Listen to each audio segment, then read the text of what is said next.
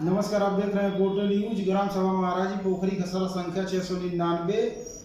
हल्का के आला अधिकारी तहसील के आला अधिकारी के मिली भगत से युवक के दस्तावेज का गलत उपयोग करके पोखरी का आवंटन करके दूसरे को संचालित करने के लिए दे दिया गया। विभाग के द्वारा उस पोखरी से जो भी लाभ हो रहा है देश की शांति भंग करने, देश में आतंकवाद को बढ़ाने में किया जा रहा है। युवक के नाम पर पिछले 5 वर्ष से पोखरी का संचालन किया जा रहा है। जब युवक इसकी शिकायत IGRS सेल में किया तो अपर जिलाधिकारी गोरखपुर के विकास सिंह, तहसीलदार थाना पिपराइच के पुलिसकर्मी आलोक कुमार सिंह गलत रिपोर्ट लगा करके शिकायत को क्लोज कर दिए। जब युवक पोखरी के नाम से आय प्रमाण पत्र, जाति प्रमाण पत्र, निवास प्रमाण पत्र के लिए आवेदन किया तो विकास सिंह तहसीलदार, SDM नेहा बंधु, संदीप कुशवाहा लेखपाल उस आवेदन पत्र पर रिपोर्ट लगाए कि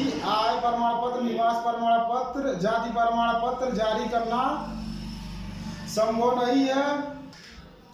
लेखपाल संदीप कुशवाहा युवक को डराएं धमकाएं, जेल भेजने की धमकी दिए।